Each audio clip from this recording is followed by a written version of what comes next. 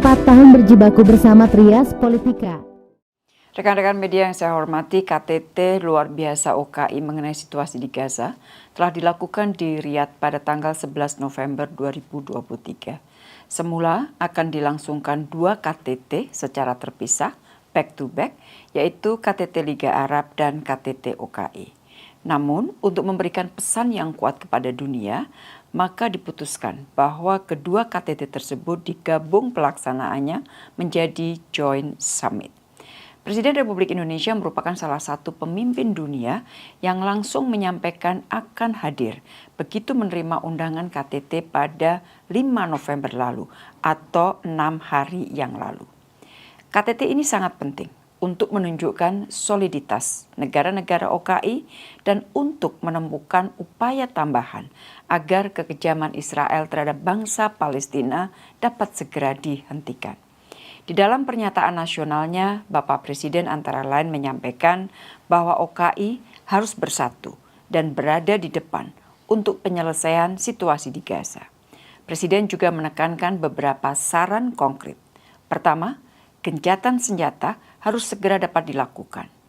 Alasan Israel bahwa ini adalah sebuah self-defense tidak dapat diterima. Ini merupakan sebuah collective punishment. Kedua, bantuan kemanusiaan harus dipercepat dan diperluas. Negara-negara OKI atau OKI harus mengusulkan mekanisme bantuan yang lebih predictable dan sustainable. Presiden juga menyampaikan bahwa Indonesia telah mengirim bantuan dan ke depan akan dapat menambahkan lagi bantuan-bantuan berikutnya. Presiden memberikan contoh kekejaman kemanusiaan yang dilakukan Israel, yaitu menjadikan rumah sakit sebagai target, termasuk Rumah Sakit Indonesia.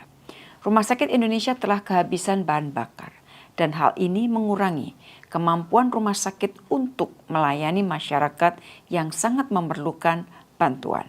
Dan Presiden mendesak semua pihak menghormati hukum humaniter internasional.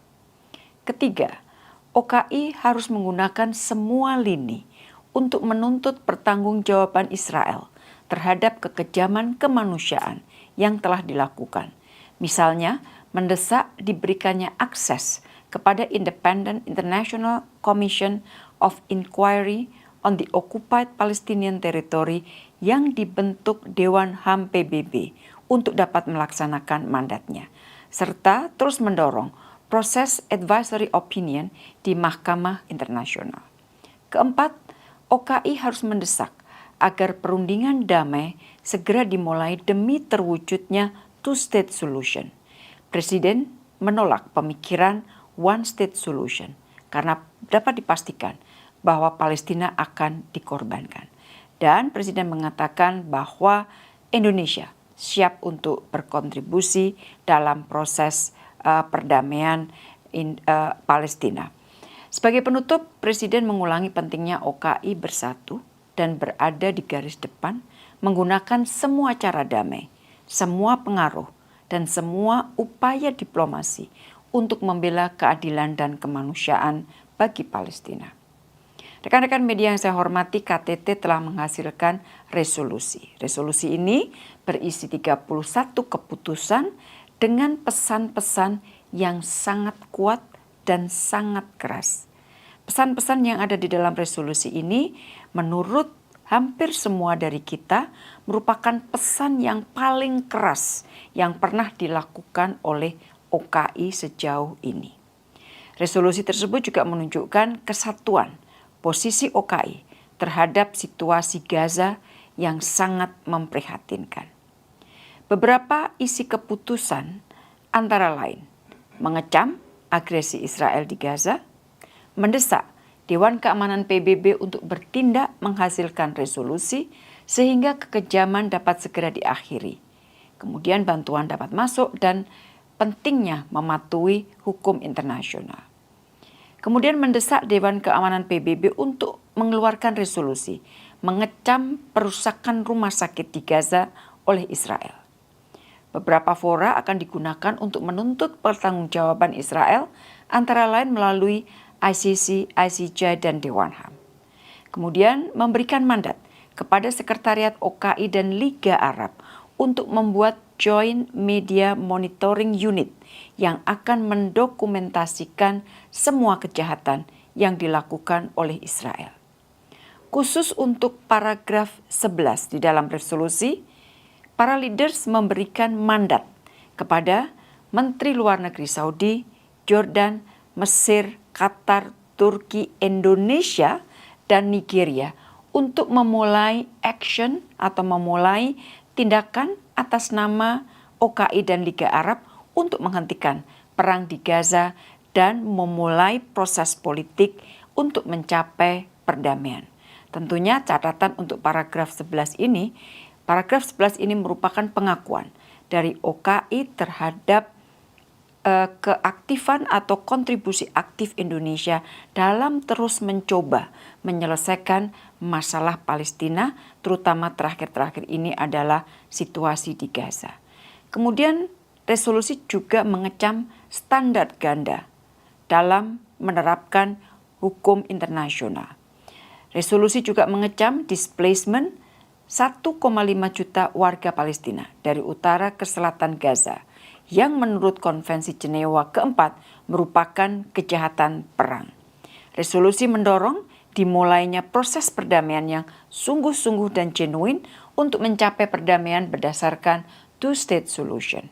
Resolusi juga menolak usulan untuk memisahkan Gaza dari West Bank termasuk Yerusalem Timur dan menegaskan bahwa Gaza dan West Bank adalah satu kesatuan. Resolusi juga mengaktifkan Islamic Financial Safety Net untuk memberikan dukungan finansial, ekonomi, dan kemanusiaan kepada pemerintah Palestina dan UNRWA. Rekan-rekan media yang saya hormati, di sela-sela pertemuan, Bapak Presiden melakukan pertemuan bilateral dengan Presiden Abbas untuk kembali menyampaikan dukungan Indonesia bagi perjuangan Palestina.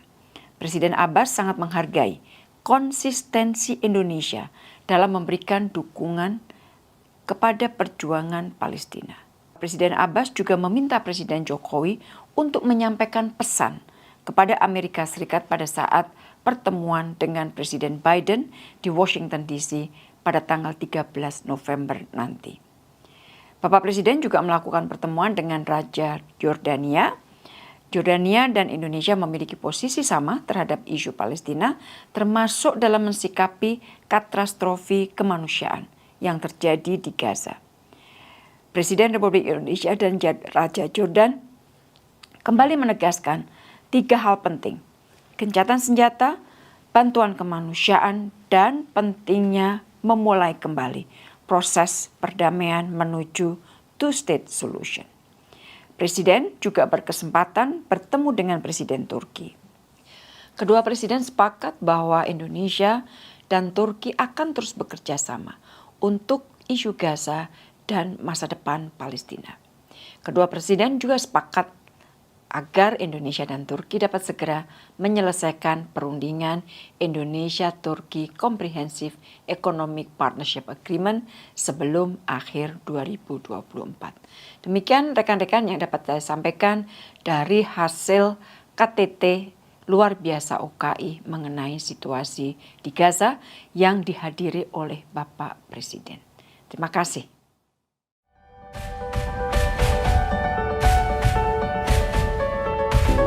4 tahun berjibaku bersama Trias Politika.